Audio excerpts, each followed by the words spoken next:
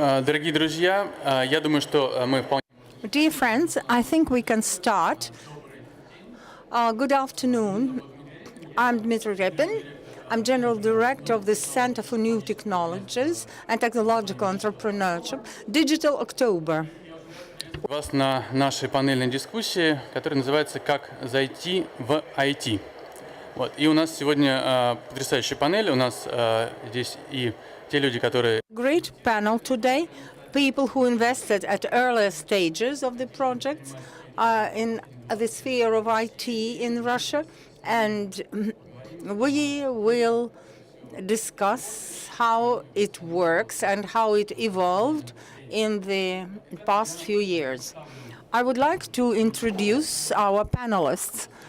On my left, Esther Dyson, chairman of EDventure Holdings, investor in the Russian market, and a tutor of our entrepreneurs for the past 20 years. Alexander Galitsky, a managing partner of Almaz Capital Partners, one of the most well-known and successful venture investors in the investment market.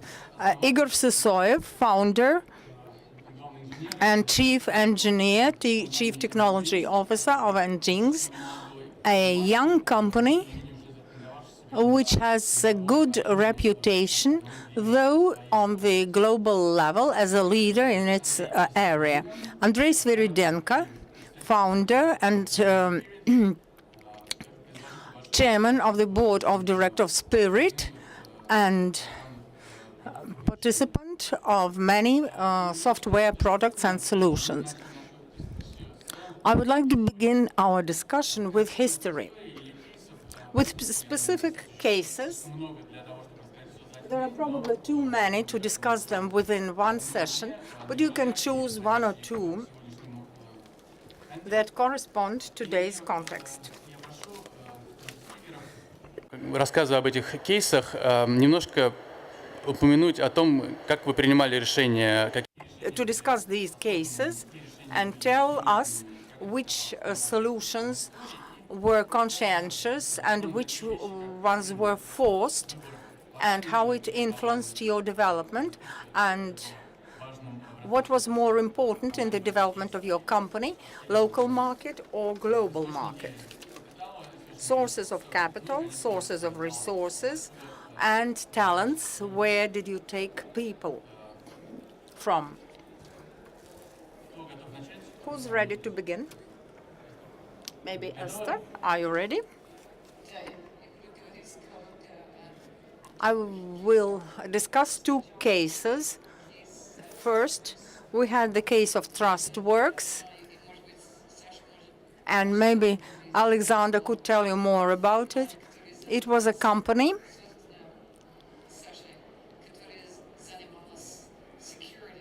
that was working in the area of security, and there was a well-known technological offer, and the solution was simply to become international. This company was not very successful, but the solution was correct. Another company is Yandex. Yandex has a developed technology. However, the market was occupied by Google, and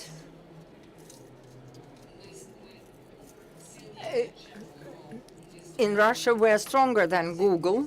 We know the language, we know the environment, and first, we only worked with Russia and former Soviet republics. Now,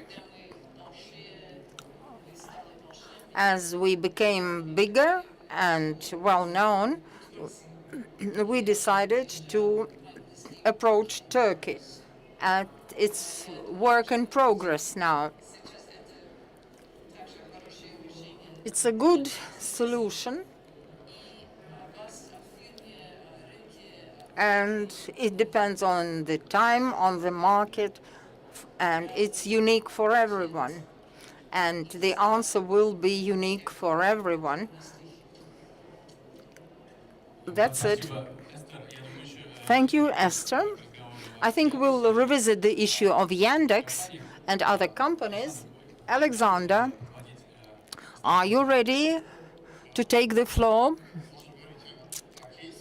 Yes, we can discuss different cases.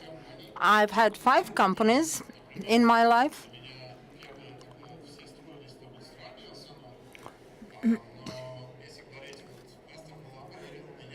Esther believed in me, and after great success in the States with our product, everybody believed that we could create a good product for the global market. There are a lot of interconnected things because previous success cannot always be repeated. And after the success of Repin in the States, there were a lot of tax obstacles, and we found a new location, Europe, which was not a very good choice. It's difficult to find a good partner.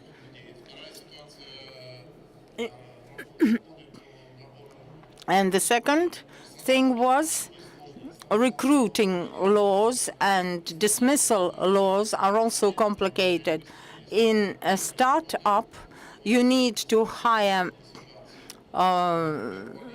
within a long period and dismiss a person quickly. However, in France, to dismiss a person, it takes 18 months. Or sometimes, if you want to dismiss a person, he will always tell you that he has a pain in his back, and for example, Dutch laws do not allow to dismiss such people. There are a lot of things you need to think over in startups. These are all problems that the customer has, and I mean the consumer has. And for Russian companies, it's important to find the problem that you solve for consumers or corporations. For Russia, it is difficult to find such problems if you are not in a specific business. It would be, you need to know everything in the area. Now it's easier thanks to internet. So the first success with VPN was quite good in the States because people did not think of breaking into other people's website. We did it and we were successful.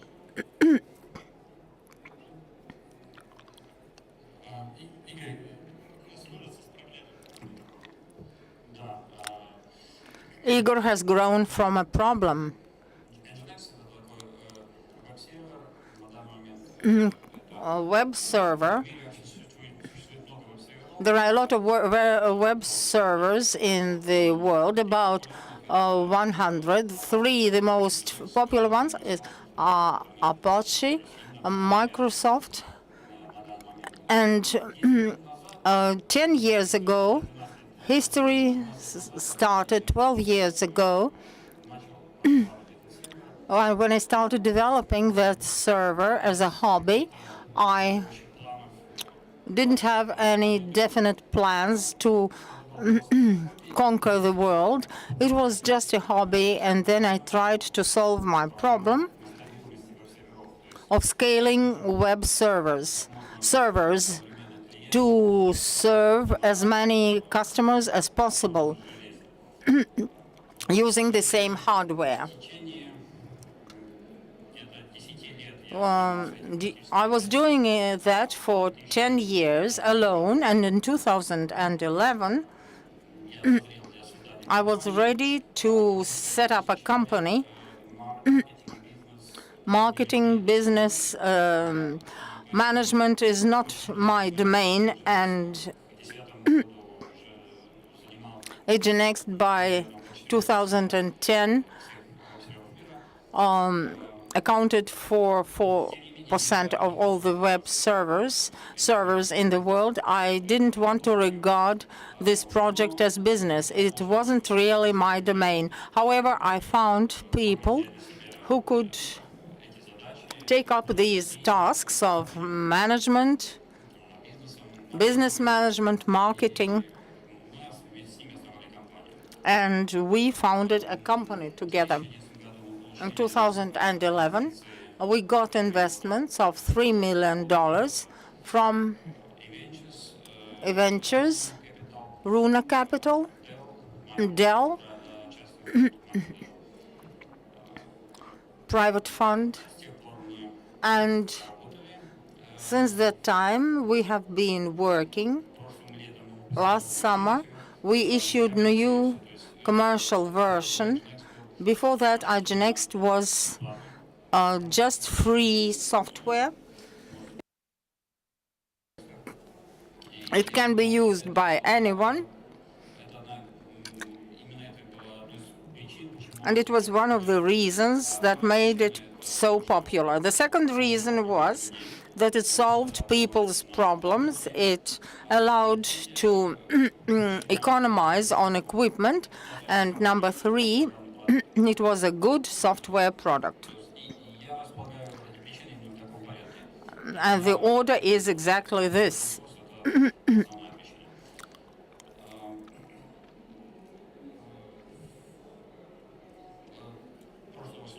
Last autumn, we got a new round of investments from our modern investors. Plus, we had a new investor, Enterprises Associated, and last summer we issued our first commercial product, Energy Plus. This is what I wanted to tell you about the company. And now we have 15 people in our Moscow office, and the developments are done in Moscow. We don't have any remote developers.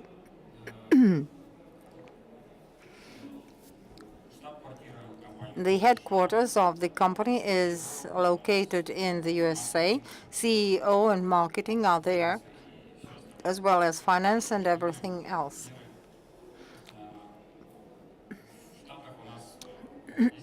We have about 10 people in the United States. The main market for us is the US market, and most of our commercial users are American companies. In Russia, we have about 10 commercial users. It is partly connected with the fact that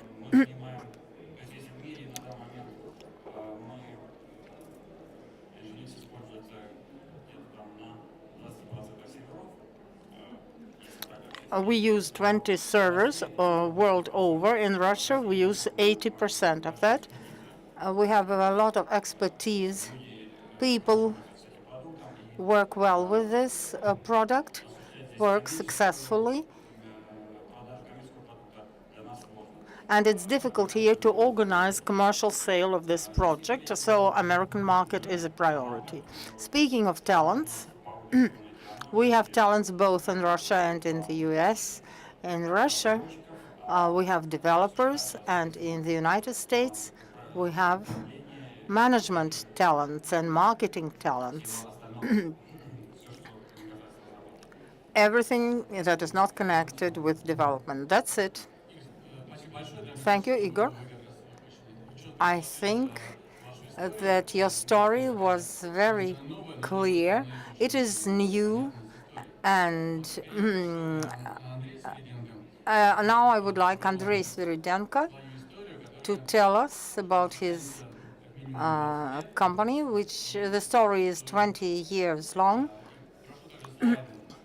and I would like you to show us your slides. I'm Andrey Sviridenko, founder of Spirit. I graduated from the Moscow State University IT department, and after that I opened a company. We were focused on global market because in 1992 it was impossible to sell soft in Russia. We came to the Russian market in 2012. We prepare voice video engines and work in 100 countries of the world. Through our technological customers, leaders, they build in our product into their products, and this way we service over 1 billion users. These are mobile calls, mobile videos. Here are some of our customers in this slide. There are a lot of well-known names. We developed a voice for Apple, iPhone, and all the music MP3 files in iPhone is played by our software, Skype, Viber, and a lot of big customers in different parts of the globe. These are our direct customers. We are a small Russian company, Bootstrap. No venture investments have been made so far. We are developing naturally, and the head office is in Moscow. We have representatives in 10 countries. We started our business in Japan, which is unusual. Our first office was opened in Tokyo in 2004. Now they are well distributed over the world. We work a lot in Asia. Our main customers are in China, Thailand, India, Indonesia, Malaysia, Singapore, Hong Kong, the United States, and fewer in Europe. And we start new products the Middle East and Russia, in the Middle East and Russia. In Russia, we don't have a built-in product. We have a complete product called Video Bridge for video conferences, which we sell together with communications operators. We work with internet industry, and now we work with communications operators, so they would have a response for internet people, adequate response, and they can organize video conferences successfully. Well, that's it. If you need cases, I could go on. I can tell you about our work with Apple, with Viber, with Skype, and another interesting company is BroadSoft that we also work together. It's an American company that occupies 40% of the market, and their products are used by 500 mobile operators all over the world. And last year they moved from a Google product. It was Google bought five competitors of ours, and they wanted to move it to Google Doc and Hangout. So they are promoting their platform all over the world. So they switched to Spirit platform because they think that it's better, and it's right that they think so. And if you want to know more details, I'll be happy to share. Thank you very much.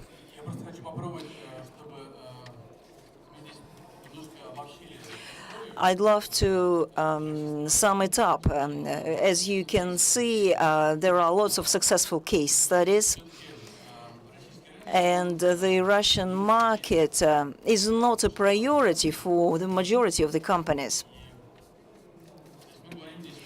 So we are speaking about true IT. We don't speak about e-commerce, about some consumer solutions that focus on tens of millions users.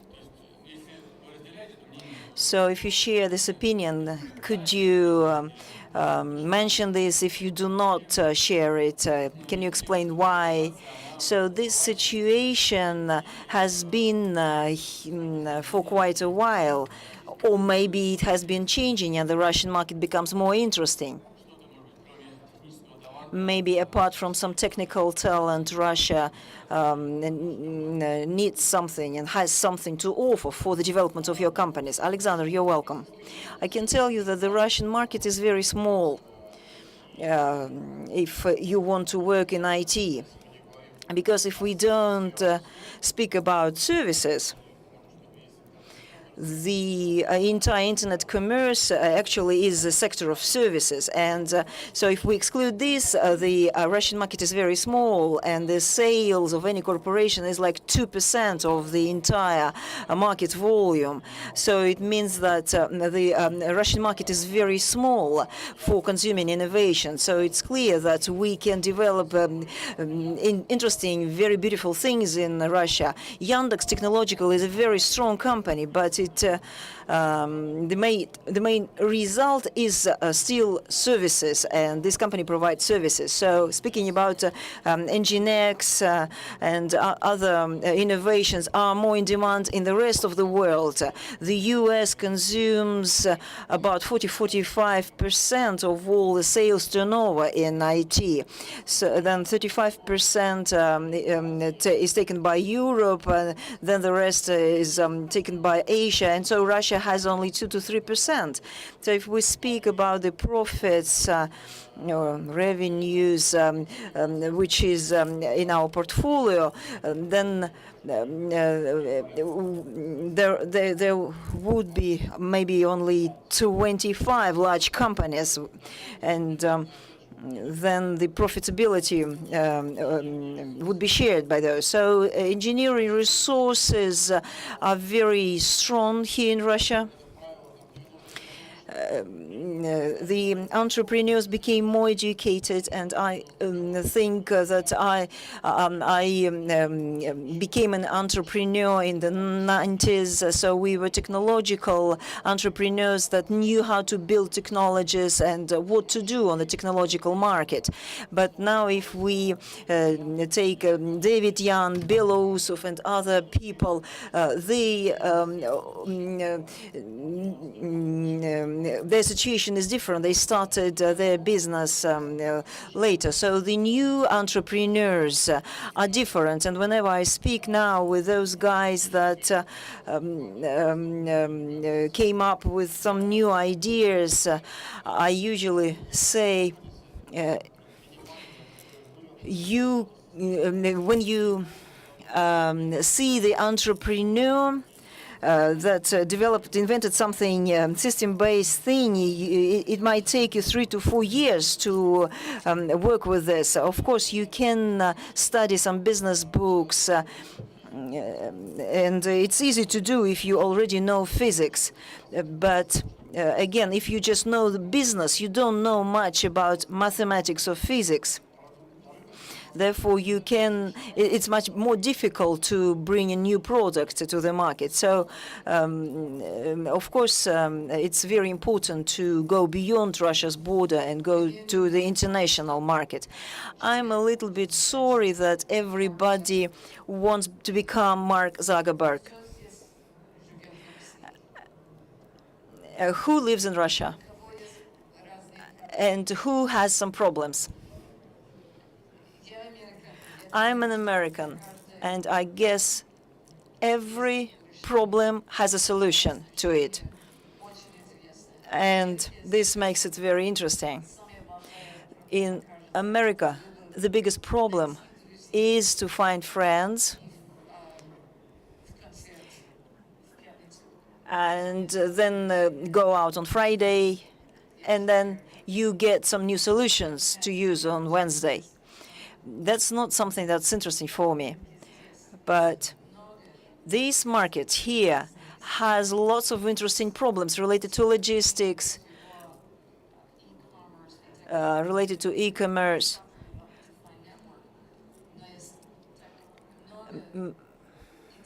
So there are so many interesting goals and challenges that we can address.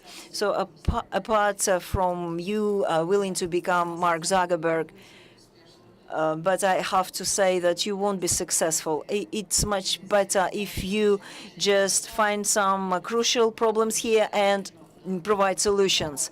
You can do it abroad as well. But before going abroad, I think you should start here because there's big markets here in Russia. If we speak about some local problems and local solutions, do you see some good examples? Maybe not necessarily in Russia, but in other countries. Maybe you can give some example that would inspire the audience. Ozon, Yandex Probki, Get Taxi, that we saw in the morning today. So there are lots of interesting goals in logistics. Telemedicines, which is one of my investment projects. A lot of things related to healthcare here. And they're very successful companies. Medesk is a good company, and I expect a lot from them. So it means that we shouldn't sign off Russian market, but it also depends on the kind of business. We speak about system-based business. Of course, if we speak about services, there are lots of services in Russia. And if we speak about the service related to what we should do on the Thursday or Friday, he built Mamba website, Badu website, 400 million as a turnover. So it's not something that hasn't been solved. We succeeded in this. But we speak about the entering IT market. Let's say you are a new investor, a new entrepreneur, you enter the IT market. And on the one hand, we can see some examples that focus on a complicated product which is working internationally. But on the other hand, we can see that there's lack of some services and products here. So there are some niches, and there are two different models. But I think we have agreed that services is a good business in Russia. But if we speak about technological business, then it's important to do it on the international level, because you won't be able to break through. It'll take a lot of time. They require some standardization procedures. You have to comply with international standards. So services can be varied. You can work with parcels that are stuck in Sheremetyevo airport, and it's a big logistic business. You can find all kinds of services related to tax payments or logistic issues, and they can become billion-dollar businesses in Russia. Of course, Amazon didn't start with technologies. They started with services, and by providing those services, they came up with some technological solutions. So this is one of the ways for development. Igor, Andrey, can you add anything? I agree with Alexander. The American market is the most interesting for us because it's big. It's quite consistent. If we compare it with the European market, it has very old traditions to pay for software, unlike some other countries. For example, if we take a look at the Chinese market, which is terra incognita for me, it's huge, that's true. But how can you sell anything there? I don't know. As to Russia, at least if we speak about internet servers. The Russian market is very small. That's all I can say. I guess there are two important aspects here. We are Russian people mainly here.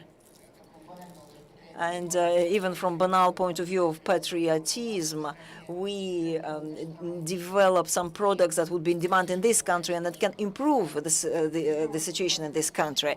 We have been exporting the products for 20 years, and then a couple of years later, we made the product for the local market and began to promote it. Innovations are not in great demand in this country, so we have to work hard to change the situation. And speaking about technological IT, it should have international character or international nature, because the internet is a global market, has no boundaries, and Google, Microsoft or Apple companies affect many countries, no matter where you are located. So when you plan some product development, you should take into account the technological system that will need this product, because your product is going to enter the system. And of course, we speak about international environment. So, thank you. We have tried to show some case studies, and now I would like to ask my colleagues to look back in time and compare the situation that used to be with the existing situation. It'll be easy for most of you, because there are some interesting stories of the past and of the present. Do you think the key factors have changed for a company to be successful in the IT market?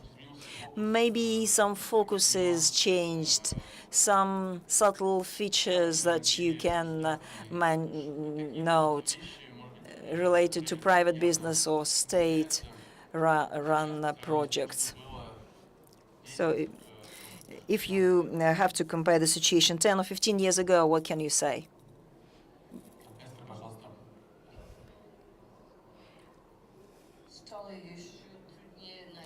It became more difficult to find good stuff, because there's a very high competition, especially in Silicon Valley. You can't find engineers.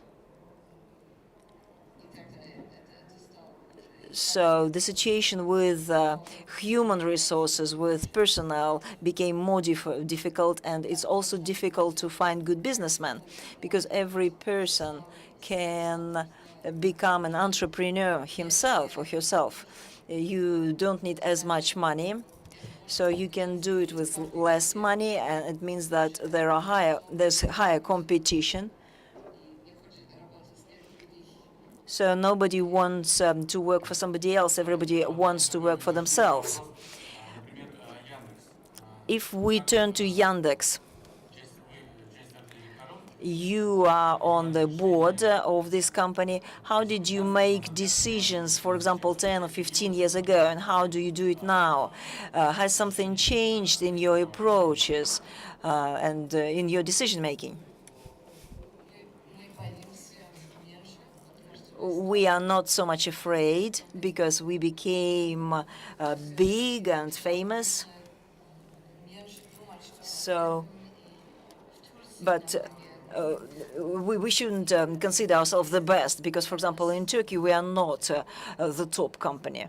So it's useful for us to continue working. At first, we thought we had to be separate from anybody else, very special, and not to work on the market. We wanted to be neutral. But now we do a lot of work. We have partners. We wanted to buy some other companies, but this has changed. And I'll be happy to answer questions, but maybe I don't speak Russian so well. I'm sure that everybody is very interested to hear your stories, and you speak Russian very well. But anyway, we can see that Yandex has changed in terms of its market interaction, and we understand that you need more people, more talented people from outside, and it's a great project that you have Tolstoy camp. Yes, we have talented people, and we have to find new markets, new proposals, and usually it's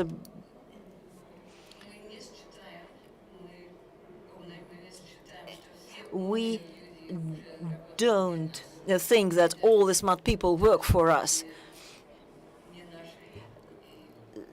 There are some smart people that don't work for us, so maybe we could involve them. Maybe we can find them.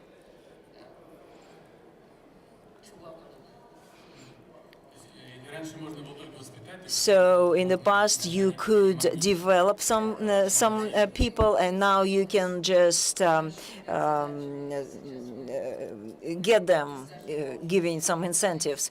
Well, we have to find some new goals for us. Thank you. Alexander, and what do you think, if you have to compare the present situation with the situation in the past? Like I said,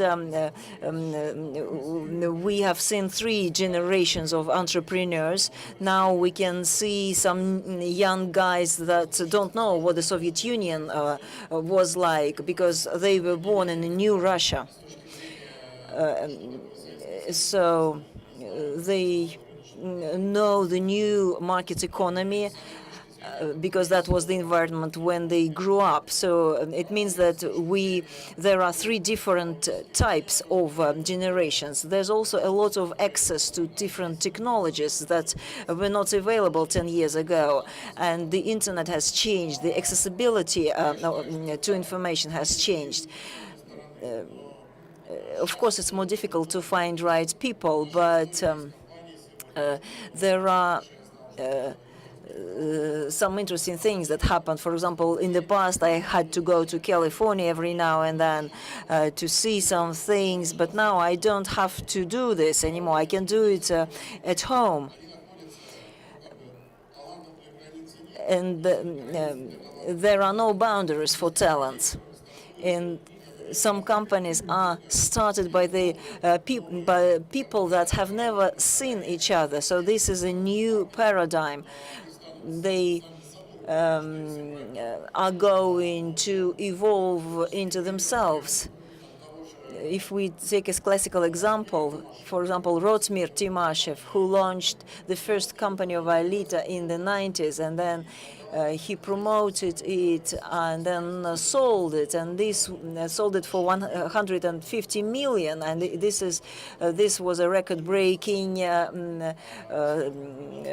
transaction. Afterwards, Quick Skype was sold, and now he is working with the company that has grown in the last 5 years, and the turnover is about 5 million. So it's a great example of this entrepreneurial spirit. It means we have entrepreneurs that bring new things. It means that we have people that can do such things, and then it's growing bigger, because in the past, we usually used personnel from Intel company, because they had very good training workshops of how to develop software, and we didn't have to train them. You just get these people and they start developing something.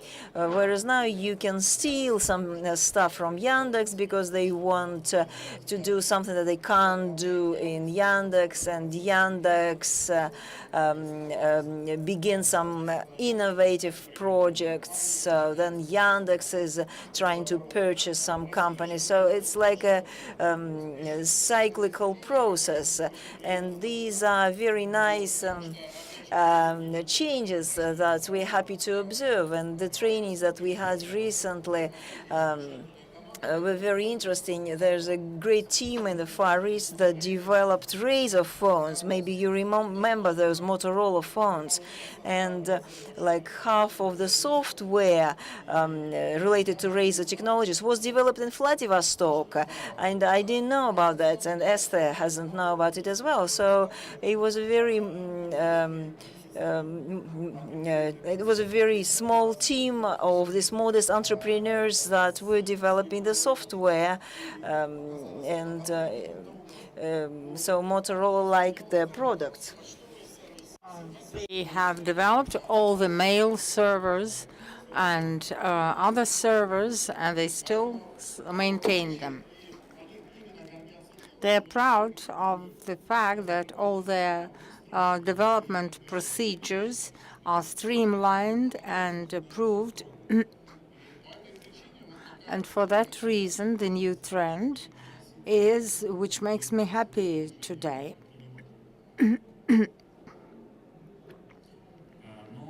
Well,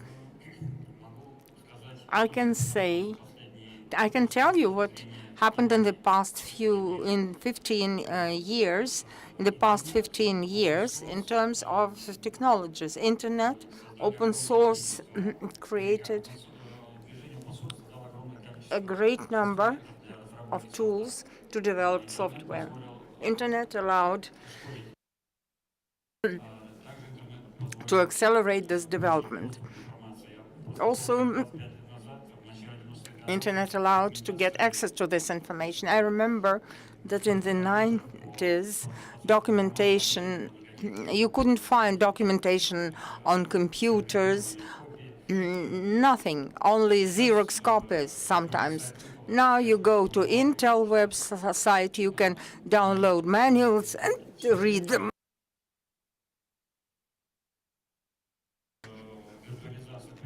All these development tools plus virtualization,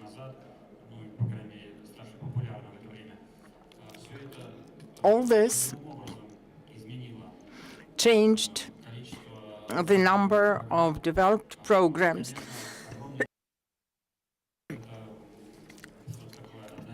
A lot of them were just one-day products. However, new concepts appeared, new software. For example, open source was used, compiler, VCC. And a few years ago, 5 or 6 years ago, it was a standard. And everybody was working with it. It has certain advantages and disadvantages. Now, there is a C-Lang based on LVV, and it's a new impulse for the development of programs.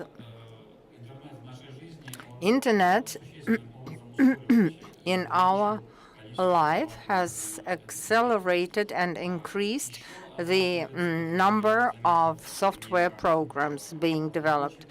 Another trend I have noticed, 5 years ago,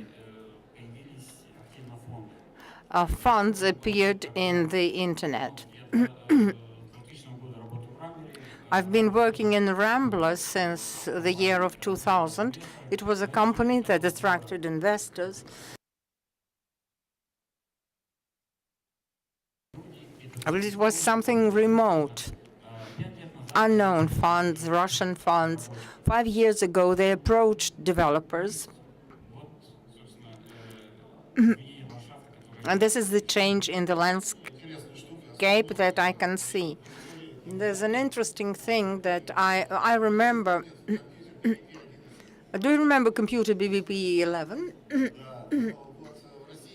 In Russia, it was Electronica, and at our military centers, we had these computers produced by Yerevan factory and Nairi.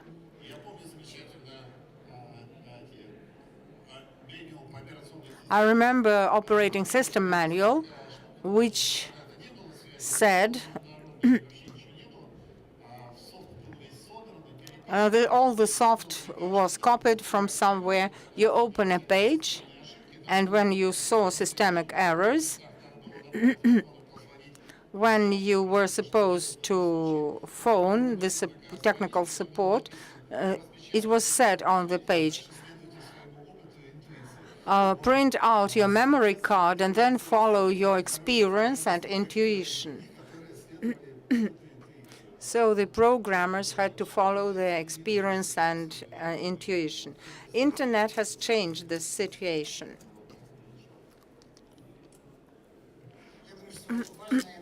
I think that an important change that has not yet been mentioned by my colleagues is that salaries of programmers have grown by 100 times. And this changes the landscape totally.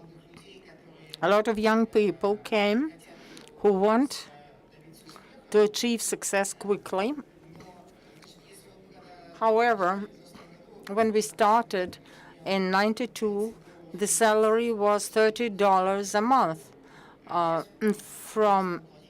for Moscow University graduates. And now their salary is like 150,000 rubles. It changes the business. 20 years ago, business was something new, and most of the advantages of Russian companies that started in those years was technological and was translated into product advantage due to a strong mathematical basis. Now, with the arrival of investors to internet and the third wave of young people, I think that young people will have this mathematical culture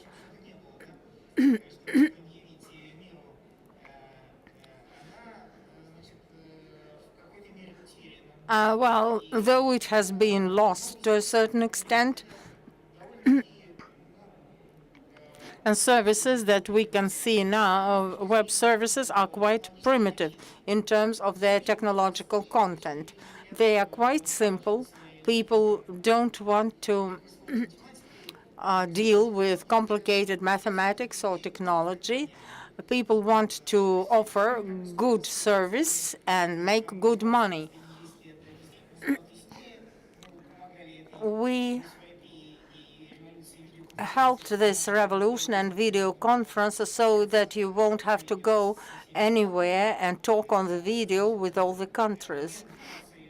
Information exchange has accelerated. However, I can see a trend, this trend that young people want to do simple things, make them successful. So business education in marketing and sales has improved as compared to what we had 10 or 20 years ago. And people are looking for fast success, which increased competition. However, it decreased the level, the quality level of the startups. Thank you. I think my question is the last one before we open our panel for questions from the audience, and it is not connected with what we have been discussing. I would like each of you to give an example of the niche of the market or product or service, something that you are excited about and what you think is a great case which will be developed in the near future and will affect our lives. Something that attracts you for a certain reason, so that it will give us a range for our discussion, something that you are excited about in IT. I think, once again, that 3D printing will be very important and any person will be able to do anything he wants, even on the moon, even on Mars. You'll be able to make spare parts. Also, this will change the whole logistics, recycling, and everything will change because of 3D printing.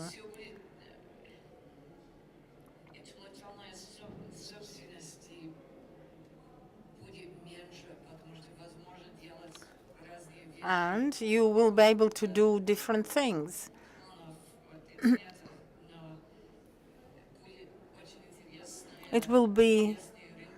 Markets will be very interesting, material markets. I have heard from aerogel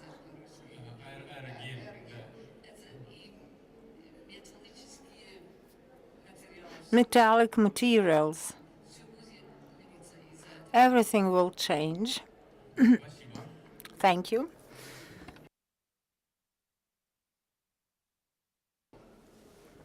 I think that there are things that I like and that I'm interested in, and there are things that are going on, simply going on.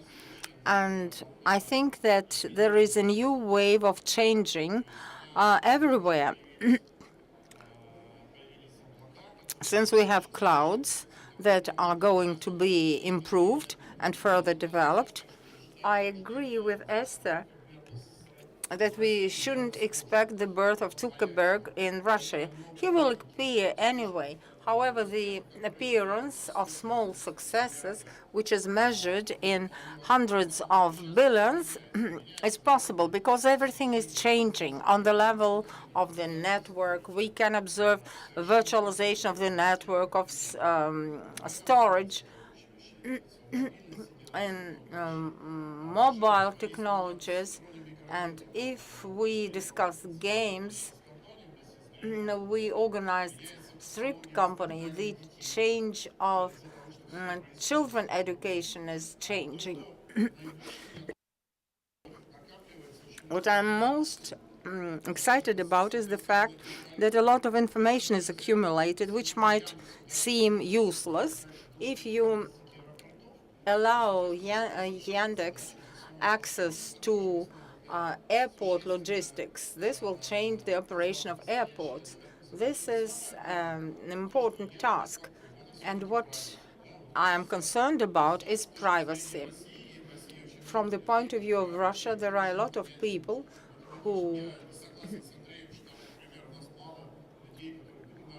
I think there are a lot of people who know mathematics well. Speaking of universities that use the same methodologies in mathematics, mathematics and physics have changed little in the past few years, and the level of mathematicians and physicians has not changed, and to organize relations with our health, with the atmosphere, plus privacy are the things that I'm mostly concerned about, because all of us want to be protected and have an idea what will happen to us tomorrow. These are the things I'm excited about, most of all. Igor?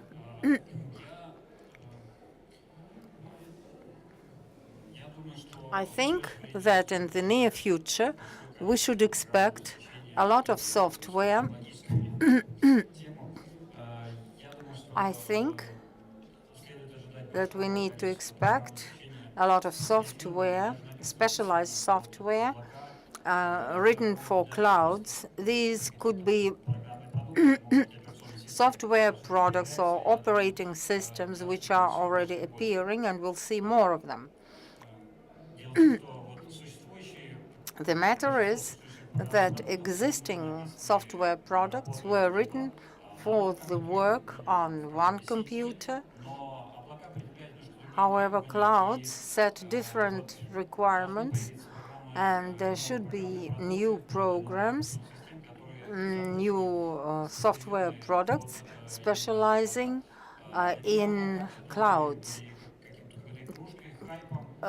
For me, clouds have been a toy, but the longer I live, I realize that this is a serious area for the use of computers. This is true of any change. The tasks of switching in the networks are solved in different ways, and a small revolution results in the appearance of new companies and new virtual storage. It makes application closer to databases.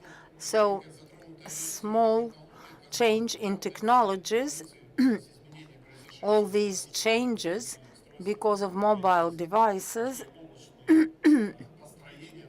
and cloud structures result in a big evolution of the whole big process. I wouldn't say, well, revolutionary changes begin when quantum physics makes certain achievements, and now evolution results in big changes. And there's a lot of work to be done. I've been dealing with communications for 20 years, and we participated in this revolution for people to be able to use internet in order to speak on mobile devices. Now, we continue. So what are the hot things now? Mobile messengers.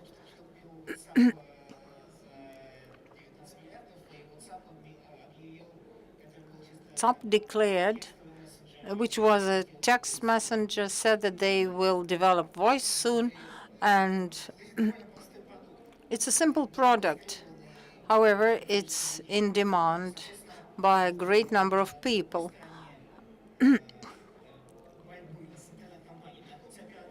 On the other side, we have communications operators who lose their traffic, SMS traffic, voice traffic, to these mobile messengers.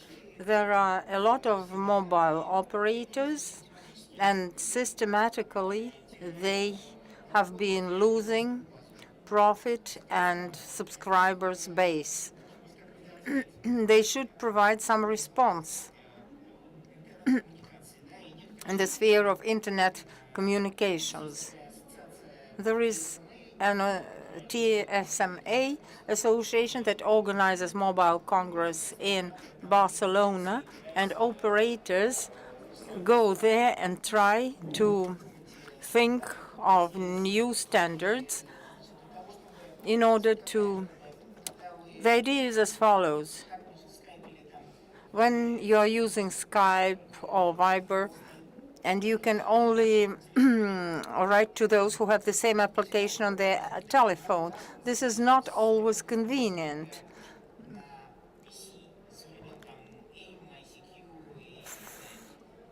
And all this still exists today. You need an application that is installed on both sides of the communication pipeline. The idea is this. You shouldn't be thinking about network, about the platform, about the pipeline, and what the person you're calling has. You can communicate with text, voice, video. Everything should be quite transparent. It's a global task of voice and video in internet. It is not solved yet. Different companies promote different standards, like Google, Microsoft, and Apple. Mobile operators promote something else, and there are no global standards. And this is another global task, which is allow anyone to make to participate in communication and switch easily to higher levels from voice to video, so that it would work on all the networks and all platforms, both hardware and software platforms. This task is not solved yet. There is a task force that discusses future standards like System 5, and they make a decision by consensus. They could not come to an agreement because big companies are not going to give up. So the situation with standards is quite poor now.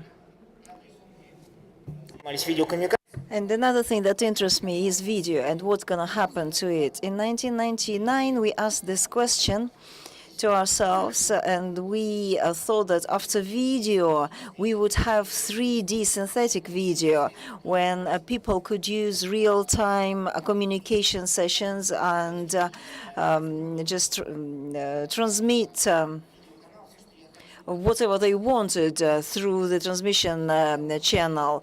Like a person didn't have to wear special clothes to put makeup, and they could do it electronically, and it would be more fun. So we launched this service in Japan in 2004, and we were 15 years ahead of the international market, but it didn't really become very popular.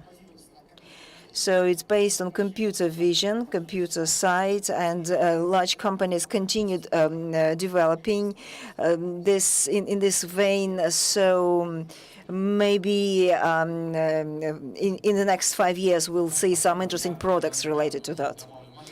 I'd love to make a similar a comment of my own. I'm interested in online education, and I'd love to see some products that would make online education more fun, more interesting, because it's difficult to replace live communication. So we and our company Digital October are trying to make some steps in order to create such services. So we have some time left. Hopefully we'll have enough time, and we are ready to take your questions. So we have some microphones. Please raise your hand and ask questions. Good afternoon. My name is Andrey. I'm the founder of Real-Time Board Service. It's about online boards for joint work. Fail fast is very popular in America. Many people start companies, then they see there's a mismatch between some metrics, their product fails, and then they leave this and try to come up with a different project or product. Whereas we know some examples of the companies like Evernote, they appeared in 2008 and they were growing gradually. No, it appeared in 2004. So what's the question? So where's the boundary between whether the company should develop their product or just give it up and start something new? So that's my question, and I'd love to know your opinion on this. I think you should do what you like. If you don't like it, give it up. That's the boundary. If you think that this is not something you want to do, it's not yours, just start a new project. Because I've liked what I've been doing for 14 years. I can add that I agree with Igor's point. You have to continue what you do if other people believe in you or you believe in what you're doing. Of course, there are different situations related to beginning something and then giving it up, but it's related to business strategies. But if you working on some technological innovation, then it will be very easy for you to promote your project on the big market, because Evernote moved towards online, and I actually managed to persuade the managers to do this, to go into online. What happened there was related to the change of mindset of people. Maybe you have some good idea, but so maybe you can find a different CEO that can help, and it will be easier. But the most important thing is to know what you do. There's no one answer, no single answer. I can add that it depends on how confident you are, how much or how strong you believe in your idea. If you're really obsessed with this, you should continue. If not, then you can give it up. Thank you very much for your answers. The question is not about myself. I believe in my product, and it's great, but it's just my team often discuss this issue with me, but I'm grateful for your opinions. Thank you.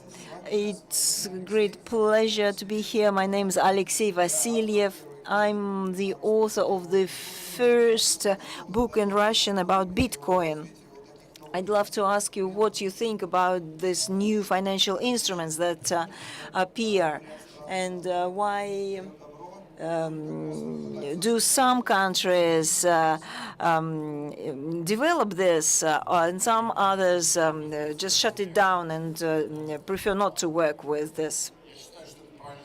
I think Bitcoin is not only about currency. It's the same situation that we had with paper money that came to replace gold, and now we are going to have electronic money that are going to, which is going to come in the future. It's just the process of resistance. It means that we'll have to rebuild all the financial institutions. If it's not Bitcoin, then something else very similar to this will definitely win in the future. That's what I personally think about it. Are there any other questions? We'll take turns. One question from the left and one from the right. My name is Pavel Kabin. We work with RP systems. We are partners with Microsoft. I wanted to ask you about personnel. As the owner of the company, I noticed that, yes, we work in IT, but not like Apple that invents some new services. We just support the activities of the local and international enterprises. We have some crisis with IT personnel.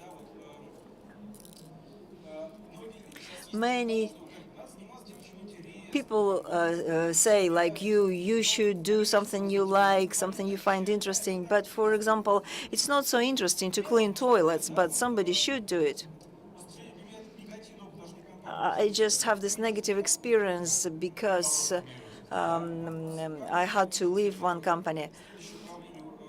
So what do you think about the next generation, MMM, me? And what can we do in order to make them do something which is important for the world, for the society, for the planet? And so how can we make people clean IT toilets, for example, which means doing something not so interesting? Nobody can do this. I can't really answer this, because personnel and human resources management is not something I've been an expert in. Of course, these problems is common not only for IT sphere, but also for McDonald's, for example. Maybe what you can do is what people in the Soviet Union used to do. The workers' job was a good job, just like people in Germany do. Workers are proud of their work, but that's actually propaganda, and you should, and that's important. So it's important to show films not about Mark Zuckerberg, but about just ordinary person who is doing his work and gets some salary, which is which helps him to do what he wants.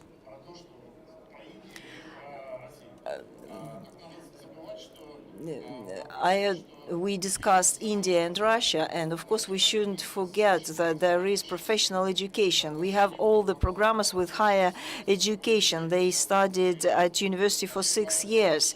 And then you ask this programmer to write some simple code, but of course they don't want to do it. They want to invent something great. And then if 2 or 3 programmers get together, then they start discussing what they can do. So it's a question of education.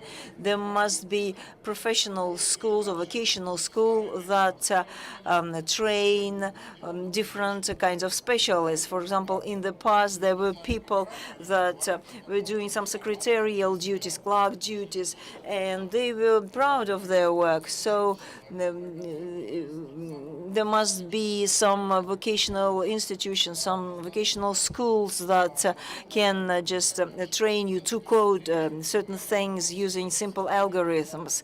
So that's the question for education, nothing else. And then the next thing is related to salary. It looks like we've been doing perestroika for over than 20 years. Everybody wants to be either Zuckerberg or Abramovich, but this is not achievable. And I think that people that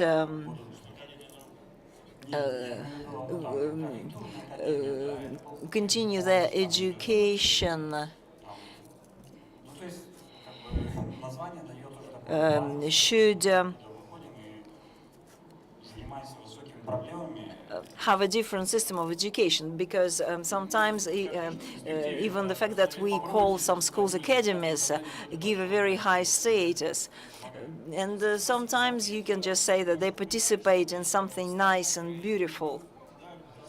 Startup people, startups like saying that you don't really need education sometimes, because you can become a great startup without education. I saw a hand which was raised. My name is Konstantin. Let me make a short comment. The problem of IT toilets should be solved through automation, because the automation is very important. It was very interesting to hear Andrey's talk about competition between telecommunication companies and digital companies that work with signals. So, of course, telecommunication companies are great monsters. They don't want to lose their revenues, which is very big, but can't they just reduce the price for their technologies to be competitive with digital technologies? Or is it impossible to reduce? Maybe the signal costs are very high. I'm not really familiar with this. Well, all over the world, the telecommunication companies' managers spend millions of dollars to bury optics in the ground and build towers. So they just stick to old business models. And they are huge mobile operation companies. They have some influence in their home countries. They just try to defend themselves. they want to say that everybody needs a broadband, so that's why they put billions of dollars in the ground, and they accuse internet companies of using the networks that that were not invested by them. So, and therefore, Viber and Skype has their free applications, like voice applications, and people use those applications frequently because it's high quality and it's free, and there's an opportunity to integrate those features with different things. So the functions are wider and more varied, and you don't have to pay for this. Of course, it's difficult to compete with this. Therefore,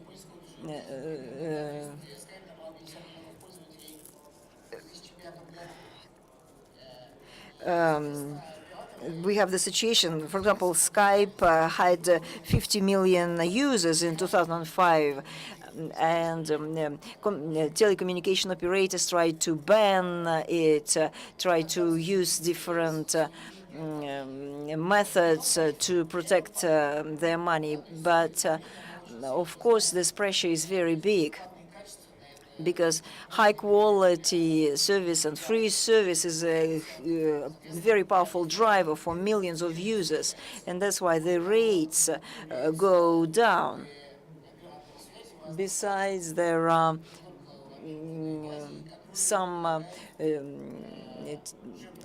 telecommunications operators in different countries, not only in America, and they offer free phone calls using their mobile phones.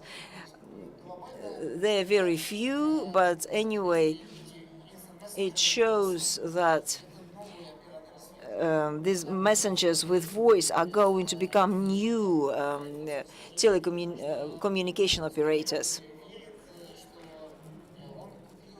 So Zuckerberg thinks that they bought the next communication operator, and that's why they spend so much money, because that's the way to communicate in the future. We can't hear your discussion. Maybe I look voluntaristic, but I'm going to finish our session 5 minutes earlier. There are so many questions, so let me finish this session, and then if you have some questions, you can just come up to our speakers and talk individually. And let me thank all our participants and our speakers. Thank you for coming.